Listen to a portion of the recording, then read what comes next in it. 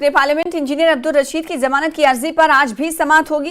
कल समाअत के दौरान अदालत ने एनआईए से दरियाफ्त किया था, पूछा था कि क्या इंजीनियर अब्दुल रशीद को पार्लियामेंट इजलास में शिरकत करने के लिए कस्टडी पैरोल दी जानी चाहिए।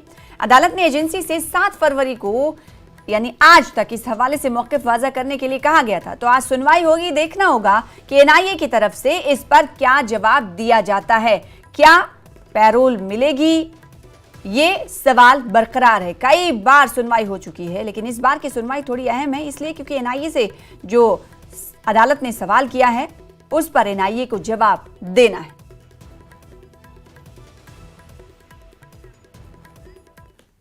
अपनी पार्टी के सदस्य सैयद अल्ताफ बुखारी ने न्यूज़ 18 से खुसूसी बातचीत में इंजीनियर अब्दुल रशीद, कुलगाम में साबिक फौजी पर हमले समेत मुख्तलिफ मामलों पर अपना मौक़िफ़ रखा। उन्होंने नेशनल कॉन्फ्रेंस और कांग्रेस के इत्तेहाद की शदीद तनकीद भी की और आइंदा लोकल बॉडीज़ के चुनाव के हवाले से अल्ताफ बुखारी ने उम्मीद जाहिर की कि पार्टी अच्छा मुजाहरा करेगी।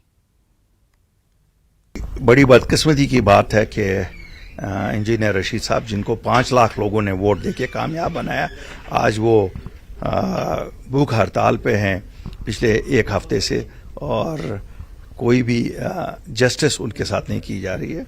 मैं गुजारिश करता हूं इस मुल्क के होम मिनिस्टर से कि कानून का पैमाना सबके लिए बराबर होना चाहिए। इंजीनियर रशीद साहब को उनके लोगों ने चुना है, बराए करम वो इसमें इंटरवीन करें ताकि उन्हें मौका फराहम हो कि वो पार्लियामेंट में अपने लोगों की नुमाइंदगी करें। कुलगाम में अभी इंसिडेंट हुआ जहां पे टारगेट किलिंग हुई, एक फॉर्मर जो पुलिस ऑफिशियल थे उनकी फैमिली पे भी अटैक हुआ। उसके बाद इल्तिजा मुफ्ती कल वहां पे गई हुई थी और कह रही हैं कि इन्वेस्टिगेशन एज सच कोई नहीं होनी चाहिए ऐसे मामलों में। ये कैसे देख रहे हैं इस स्टेटमेंट को? मुझे मालूम नहीं है, शायद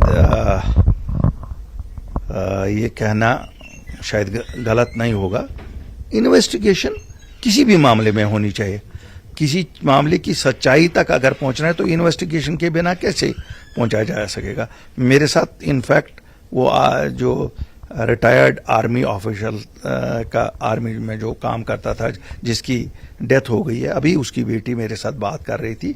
वो भी कह रही थी कि ये कहना कि कोई इन्वेस्टिगेशन ना हो, क्या हम माने कि वही लोग इसमें इन्वॉल्व है। वो चाहते हैं कि जिसने ये गुनोना जुर्म किया है उसे नंगा ना किया जाए। मैं सरकार से गुजारिश करता हूं कि एक फेयर इन्वेस्टिगेशन हो, लेकिन जो इनोसेंट्स हो, इनोसेंट्स को तंग न किया जाए। हमारी तारिक हमीद कर्रा से भी बात हुई थी, तो वो कह रहे हैं कि हम आउटसाइड सपोर्ट दे रहे हैं इनको, लेकिन जब तक स्टेटहुड वापस नहीं मिलेगा तब तक हम अपनी एक्टिव पार्टिसिपेशन नहीं दिखाएंगे इस प्रेजेंट रिजीम में।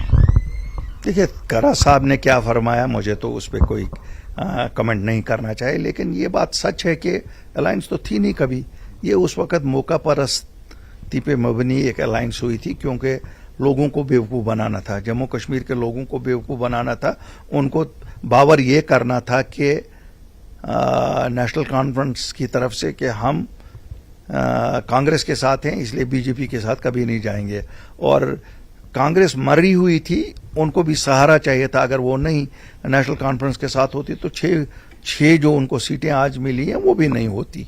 एनसी के पास जब भी कोई जा रहा है किसी भी काम के लिए, भले ही फिर वो मीडिया हो, आम लोग हो जिन्होंने उन्हें इस बार इलेक्ट किया था, अभी बस वो एक बहाना दे रहे हैं, बिजनेस रूल जब तक क्लियर नहीं होंगे हम कुछ नहीं कर सकते हैं। ये सच बात है, थोड़ा सा टाइम हमें उनको देना चाहिए। अभी तो हुकूमत नई है, लेकिन एक बात मेरा जरूर मानना यह है कि ये यूटी है, उन्होंने यूटी में इलेक्शन लड़ा, वो यूटी के वजीर आला बने, ये यूटी की हुकूमत है।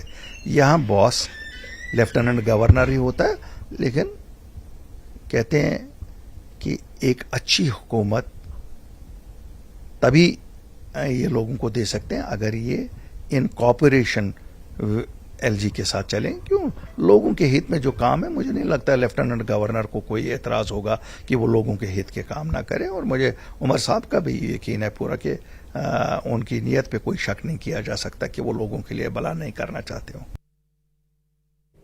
फिलहाल इसी के साथ रुकेंगे।